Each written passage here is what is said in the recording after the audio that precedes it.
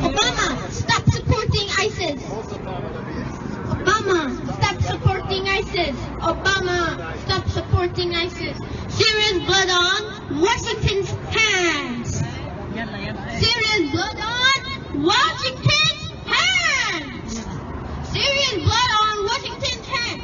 Syrian blood on Washington's hands. Partners in terror.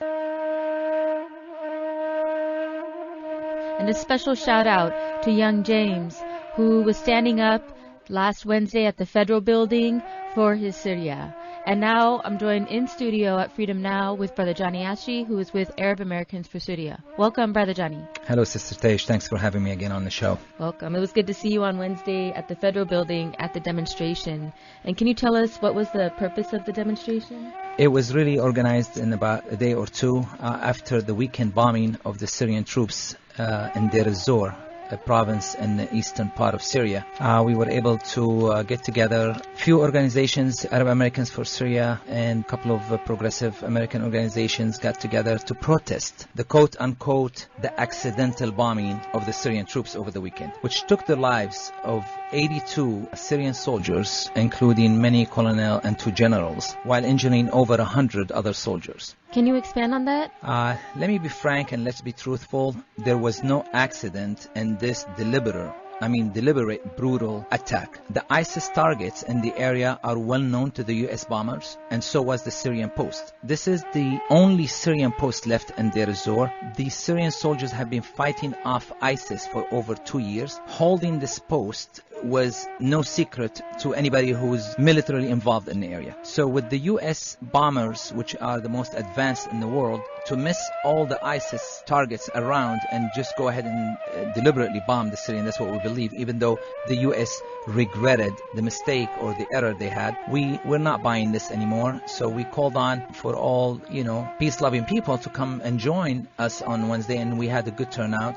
I need to make a connection here, and it's really important. So for someone who's doubting that, this might have been a mistake, exactly 7 minutes after the US bombers pounded the Syrian post, ISIS advanced and took over the post. Of course, before 20 hours later, the Syrian army counterattacked and regained the post. But my point here is a very crucial point. The simultaneous raid of the ISIL terrorists immediately after the coalition airstrike is the best evidence of the high coordination that we've been talking about done between the US and the terrorists.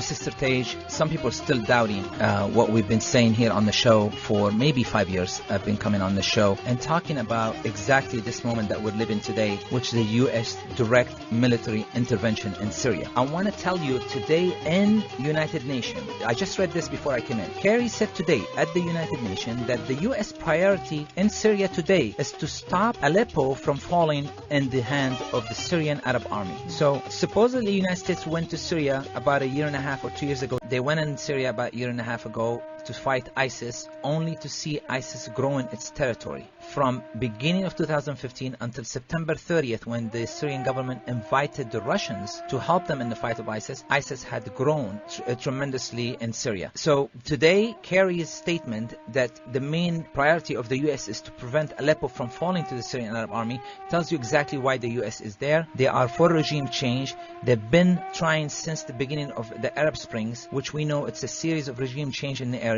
and they were succeeding. They succeeded in Libya, of course. David Cameron, after leaving a post just a few weeks ago, apologized to the Libyan people that we overestimated the danger of Muammar Gaddafi. Of course, it's easy to apologize after 100,000 Libyans lost their lives. Just like Tony Blair years ago apologized to the Iraqi people that all the information they got from the United States mainly was false information. All the information intelligence was all wrong, and they invaded Iraq based on absolute lies, and there was never any weapons of mass destruction, and that caused the life of over 1 million Iraqis.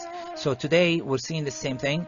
They're attacking Syria on a pretext of war on terror, where in reality the terror is growing in Syria, and the whole idea is to try and topple the freely elected government of President Bashar Assad. We're not with President Bashar Assad because we're minorities. I want to repeat, I've said this on the air and I come back. I joined the majorities of Syria. This is another big lie in the U.S. mainstream media. They've been, since the beginning of the crisis, demonizing the Syrian government. They're demonizing the President Bashar Assad, and they've been romanticizing about this opposition. The whole picture is reversed. The Syrian president today still enjoy more than 70% support of his people. So in 2014, we all went to Syria because they closed the embassy here just a week before the elections, where hundreds were planning of going to the Washington, to the Syrian embassy to, place our votes. We took a trip to Syria only to see over 70% of the Syrian population, over 70% of registered voters go out to vote, with more than 70% votes went to Syrian president. In Lebanon, over 800,000, Sky News put it at 800,000 refugees. Supposedly these people were running, as the Western media tells us, from the brutality of President Assad. They filled the streets of Beirut for 2 days with the pictures of President Assad, went to the embassy of Syria in Lebanon and voted for the president. So the lies needs to stop.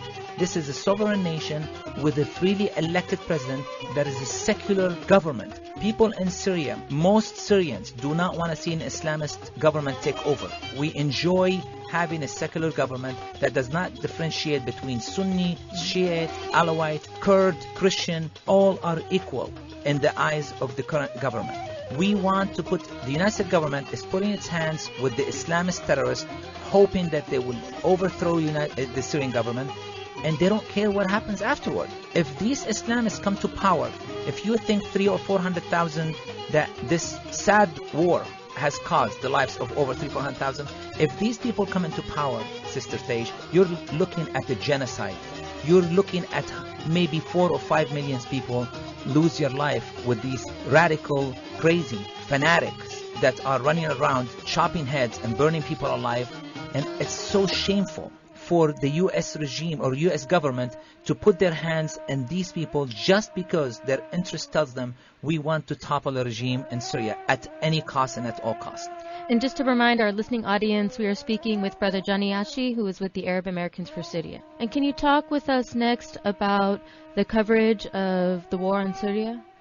Sister Tej, the coverage of the Syrian war will be remembered as one of the most shameful episodes in the history of the American press. I mean, if you talk about how, if you reverse the facts, they've been saying that President Assad is killing his people. So they're saying all 400,000 deaths in Syria are blamed on President Assad, including over 100,000 of the Syrian troops and allies. So in other words, Assad is responsible for everything in Syria, including the killing of the Syrian soldier by the armed oppositions. This opposition, mind you, is financed and armed by the reactionary regimes in the Middle East. Saudi Arabia, which is the creator of this Wahhabist, Salafist regime. It's the missionary state of this ideology regime that Al-Qaeda and ISIS based their foundation on. So Qatar and Saudi Arabia and Turkey are financing, with the coordination of the US, financing these armed groups in Syria to topple a freely elected government. I want to ask the free word, if this happened in any other country, if in the United States, which we've never had a president actually been elected at 70 or 80%, President Bush actually lost the popular vote to carry back by 50%. So now we say if the majority don't want this president, then we should arm the opposition to topple this government. This is illegal. International law says you cannot aid and abet any terrorist or armed groups in any other government. That's considered intervention, and it's illegal, international laws. So we need to stop intervening in other people's business. We need to end this war on Syria by stopping the arming of these terrorist groups. Once we stop the arming of terrorist groups, the people of Syria can mend and they can rebuild. Brother Johnny, I have a question. What's happening with the rebel groups that are backed by Washington? Are they still fighting each other? Very good questions. We know that the Pentagon and the State Department were arming different groups in northern Syria. The Kurds are being armed one group, the Free Syrian Army being armed another group. Now this is the case. Turkey has got involved. Turkey, of course, number one enemy in Syria are the Kurds. They do not want to see a Kurds region in northern Syria, and it happens to be now the allies of the US. They're putting all their strength in the Kurds group. The Turkish are bringing the Free Syrian Army back into Syria. a group that really stopped existing, because all we have is the ISIS and Al-Qaeda now. 99% of all these fighters who are fighting against the Syrian army are those fanatics groups. So now there is a fight going on in northern Syria between the Turkish-backed Free Syrian Army and the US-backed the Kurds. So these two groups are really financed, used to be financed by the same group. Now they're financed by two different groups fighting each other, and they want to supposedly fight ISIS while fighting also the Syrian army, while the real enemy, ISIS, is the United States government. Real enemy in Syria is not ISIS. Turkish, Qatari, Saudi Arabia, real enemy is not ISIS. They're all have one enemy in mind, the Syrian army. And this is why the US will do anything at any cost just to topple the regime of Syrian Bashar al-Assad. And then whoever come in power at that point, it really doesn't matter, because they think they can fight. They'll turn the country into shambles like they've done in Libya, like they've done in Iraq. Look at Iraq, even 10 years later, we're still, a war going on, and ISIS has never existed in Iraq prior to the US invasion. Now, one of the hottest spots in the world for ISIS is Iraq and the eastern part of Syria, where they entered from Iraq into Syria. Brother Johnny, can you talk about the support that you have to stop this war happening in Syria? Sister Stage, I just want to say, I got a letter from Senator Richard Black. Sunday morning, he issued it to Mr. Bashar al-Jafari, our Syrian ambassador to the UN, a letter that was wrote to Syrian people. And I'm going to read this letter. It said, "Dear Mr. Ambassador, I write to express my deepest regrets for the terrible tragedy at Deir Ezzor. The soldiers who were killed and those wounded were among the greatest heroes of the Syrian nation. For years, they defended the city, which was surrounded by ISIS terrorists allied with Turkey, Saudi Arabia, and Qatar. I joined the Syrian people in mourning the loss of the soldiers, and I express my sincere condolences to their families." He talks about the battle lines at Deir Ezzor have been relatively static for years, and the aircraft attacking their position were equipped with GPS targeting devices. I am sickened by the possibilities that the attack may have been deliberately launched to support ISIS troops to overwhelm the valiant defenders of the city. I pray that this was not the case. Normally, I would dismiss an attack as accidental. However, at times the State Department has found ISIS to be a useful tool in the covert US war against Syria. For years, the administration deliberately permitted 2,000 ISIS oil tankers to conduct a massive trade with Turkey to fund the operation of ISIS. It was only Russia that finally interdicted the unsavory oil trade with Turkey, forcing ISIS to cut its payroll in half. Furthermore, my travels beyond Palmyra in April. By the way, Richard Black went to Syria this past April. My travel beyond Palmyra in April left no doubt that the US-led coalition deliberately allowed ISIS to cross 100 miles of open desert without dropping a single bomb. They could easily have interdicted the hundreds of tanks and other vehicles that ISIS assembled to seize the city. Clearly, the coalition hoped that ISIS would fight its way beyond Palmyra and on to the capital of Damascus. They were quite willing to see ISIS impose its gruesome reign of terror on the entire Syrian people. I thank God for those who intervened to prevent this fate from befalling on Syria. I would like to personally apologize for the disgraceful behavior of UN Ambassador Samantha Power when she addressed the United Nations about this incident. I was embarrassed by her call-out's attitude toward the death and wounding of so many innocent men. Sadly, her attitude is all too characteristic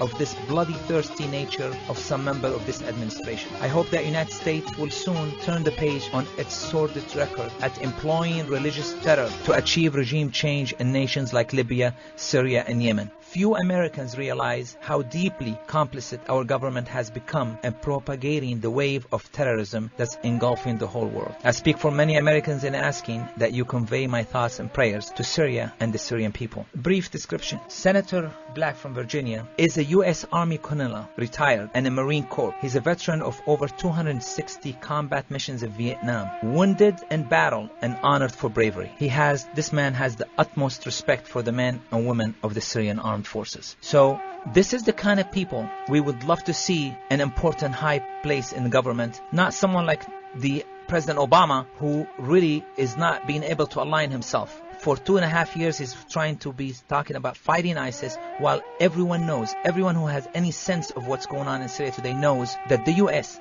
has carried over 14,000 sorties. I got this information yesterday from the Department of Defense website.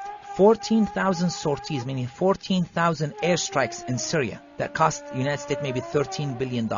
How do you want to tell me maybe 50,000 terrorists running around mostly in deserts with 14,000 sorties, you were not able to take them out? On the contrary, their numbers have increased, where you could in one airstrike take out about 200 Syrian soldiers between wounded and killed. So someone needs to understand that United States is not going after ISIS. They probably would like to contain it, but they're not going after them. Only the Russians and the Syrian Arab army who are really trying to fight this war. And that's why the United States now is standing in the face of the Syrians instead of in the face of the Russians, and trying to maneuver and trying to do everything possible to have a ceasefire so the Syrian army and the troops of the Russians can stop bombing its foot soldiers on the ground, to stop bombing ISIS and Al-Qaeda, because again, these are the U.S. foot soldiers that they can use them. They've used them in the past. They would like to continue to use them in the future, and this is their best assets in the Middle East today. Again, we've been speaking with Brother Johnny Achi, who's with the Arab Americans for Syria. Thank you, brother, for your contribution and great work. Thank you so much for having me.